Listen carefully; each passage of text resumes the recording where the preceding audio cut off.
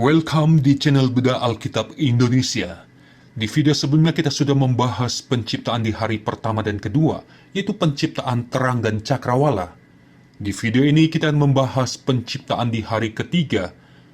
Produk hari ketiga yang dihasilkan adalah daratan, lautan, dan tumbuhan. Sekali lagi kemahakuasaan Allah dinyatakan. Hanya dengan berkata-kata maka jadilah segala sesuatu sesuai kehendaknya yang baik. Berfirmanlah Allah, hendaklah segala air yang di bawah langit berkumpul pada satu tempat, sehingga kelihatan yang kering. Dan jadilah demikian. Lalu Allah menamai yang kering itu darat, dan kumpulan air itu dinamainya laut.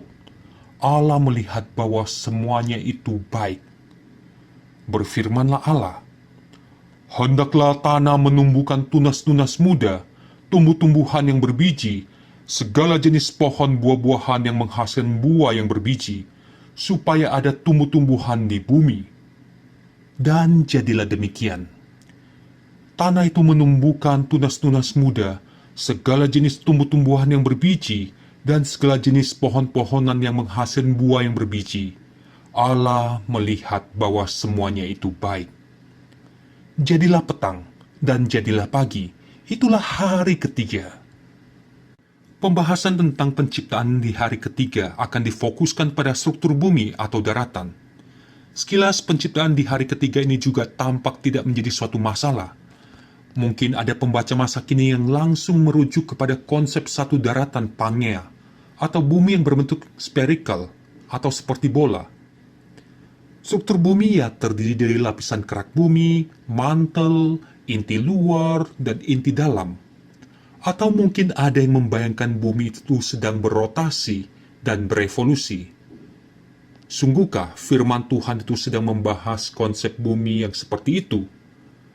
Ketika kita hanya berfokus kepada bagian Kejadian 1 ayat 9-13, maka informasi yang diperoleh sangat terbatas, sehingga kita membutuhkan tambahan informasi firman Tuhan dari bagian lain tentang struktur daratan atau bentuk bumi. Apakah Musa atau penulis lain dalam Alkitab sedang menjelaskan daratan seperti yang kita pahami hari ini? Sungguhkah firman Tuhan itu sedang memaparkan konsep daratan yang kita pahami dengan konsep sains modern? Bagaimana menurut pendapat Anda? Apakah seperti itu?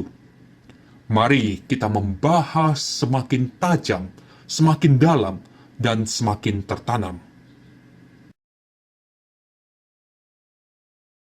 Ada jurang yang dalam dan lebar antara pemahaman kita masa kini dengan pemahaman penulis penerima firman Tuhan perdana. Tentu saja ini termasuk pemahaman yang berbeda tentang konsep daratan atau bumi. Jika dicermati secara teliti, maka akan muncul pemikiran-pemikiran seperti berikut. Kemunculan kata Eretz sebelum di ayat 10 hanya ditemukan di Kejadian 1 ayat 1-2. Ayat 1 merupakan judul atau rangkuman penciptaan secara keseluruhan. Ayat 2 merupakan kondisi awal pra-penciptaan. Karena jika kita mau pembacaan yang konsisten tentang penciptaan dan berfirman, penciptaan baru dimulai pada ayat yang ketiga, yaitu penciptaan terang di hari pertama. Jadi, penciptaan di hari ketiga sebenarnya merupakan penciptaan bumi secara keseluruhan, bukan hanya munculnya daratan atau benua atau pulau. Apalagi jika ada yang membayangkan planet bumi yang spherical yang berotasi serta berevolusi mengitari matahari. Berikut ini akan dipaparkan beberapa fakta Alkitab tentang struktur bumi yang diciptakan pada hari ketiga.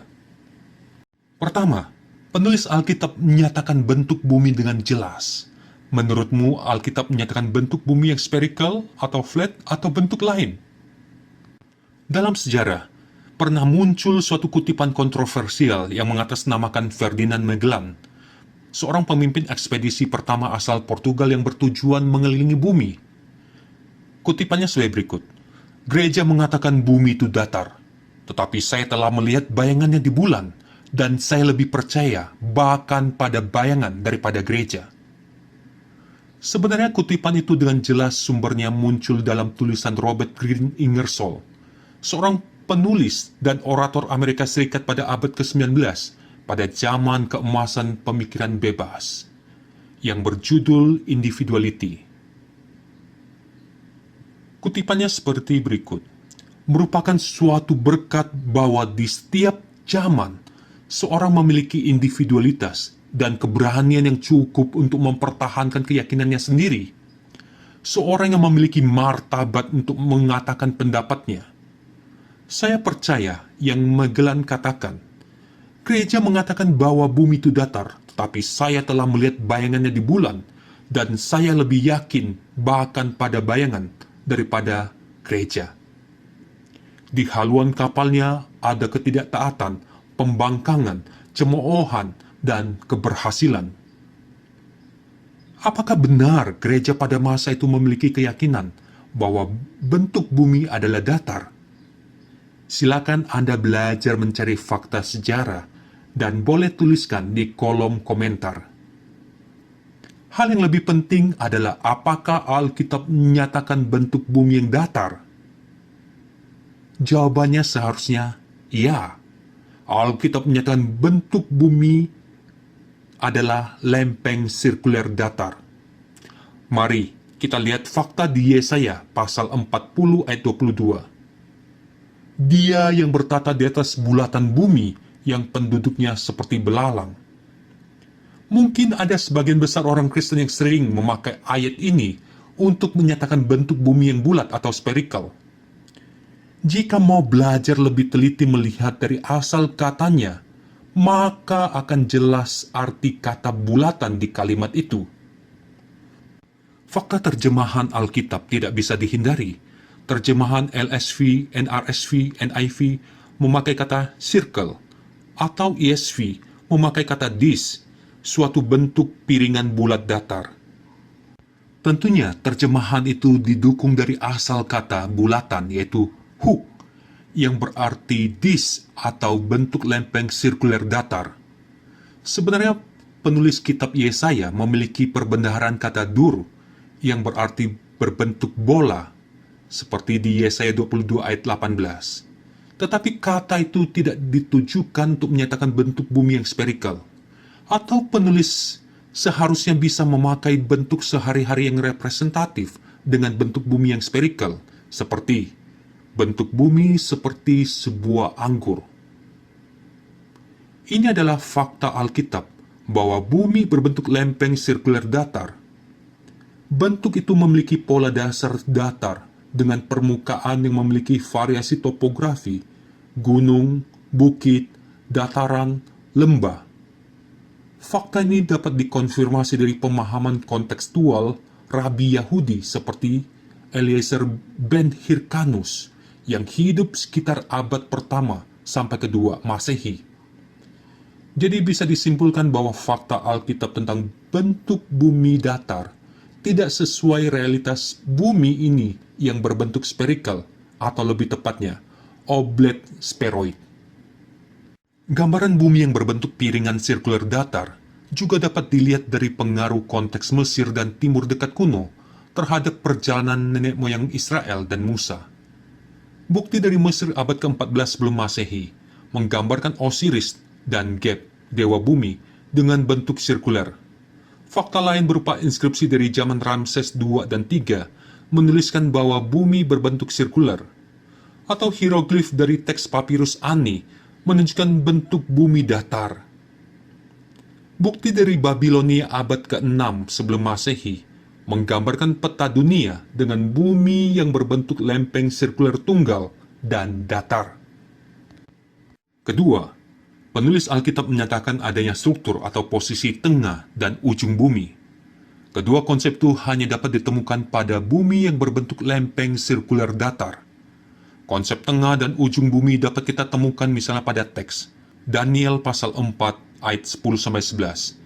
Mimpi Nebukadnezar tentang adanya pohon besar yang tumbuh tinggi di tengah bumi, sehingga dapat terlihat sampai ke seluruh ujung bumi. Atau teks Kisah Para Rasul pasal pertama ayat yang ke-8.